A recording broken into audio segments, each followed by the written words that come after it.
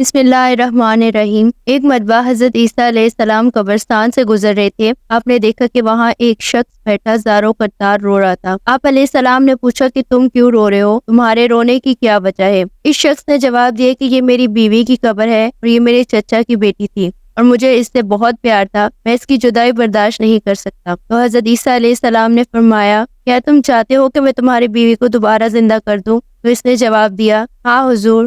تو حضرت عیسیٰ علیہ السلام نے اس قبر کے مردے کو آواز دی کہ اللہ تعالیٰ کے حکم سے اٹھ جا۔ آپ کا یہ کہنا تھا کہ فوراً قبر پھٹی اور وہاں سے ایک حبشی غلام باہر نکلا جس پر آگ کے شعلے برس رہے تھے۔ اس نے حضرت عیسیٰ علیہ السلام کو دیکھا اور بلند آواز میں کہا، اللہ لا الہ والعیسیٰ اللہ۔ اس کا یہ کہنا تھا کہ آگ فوراً بجھ گئی۔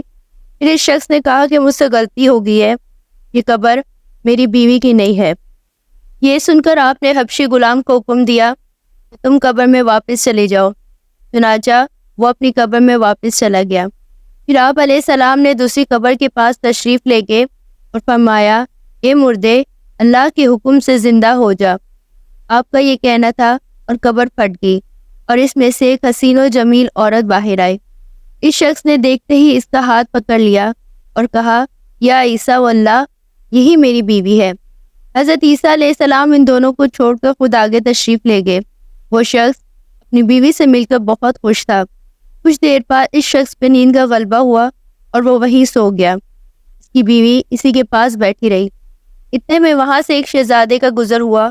شہزادے نے اس عورت کو دیکھا تو وہ اسے بہت پسند آ گئی۔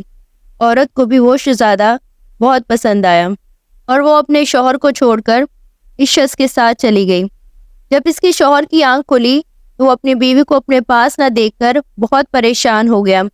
آخرکار وہ اپنی بیوی کو ڈھونڈتے ڈھونڈتے وہ شہزادے کے محل تک پہنچ گیا تو وہاں اسے اپنی بیوی نظر آئی تو وہ کہنے لگا کہ یہ میری بیوی ہے۔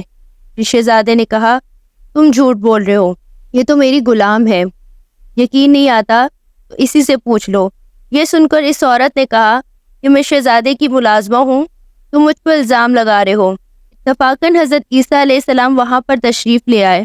تب حضرت عیسیٰ علیہ السلام کے پوچھنے پر وہ عورت کہنے لگی، واللہ یہ شخص جھوٹ بول رہا ہے، میں تو اس شہزادے کی غلام ہوں۔ پھر حضرت عیسیٰ علیہ السلام نے فرمایا، تم وہ عورت نہیں جسے میں نے اللہ کے حکم سے زندہ کیا تھا۔ تب عورت نے کہا، باخدا میں وہ نہیں ہوں۔ اس پر حضرت عیسیٰ علیہ السلام نے فرمایا، جو جان تجھے میں نے خدا کے حکم سے دی تھی تو مجھے وہ واپس کر دے۔ یہ سنتے ہی وہ عورت مردہ ہوگی۔